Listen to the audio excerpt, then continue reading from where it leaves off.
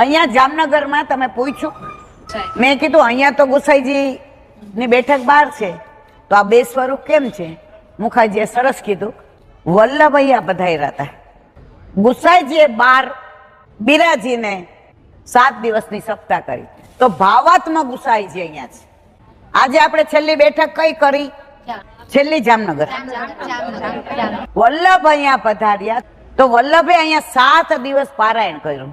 હવે અહીંયા જામ બાપુ હતા, મળવા એવા 12 મુગટ મૂકી દીધો રથમાં, આવીને સાષ્ટાંગ દર્શન કર્યા. વલ્લભે પૂછ્યું, જામરાજ આવ્યા? અરે નથી કોઈ દી મળ્યો, નથી મેં એમનું સ્વરૂપના દર્શન કર્યા, મારા ભગવાને મારું નામ લીધું.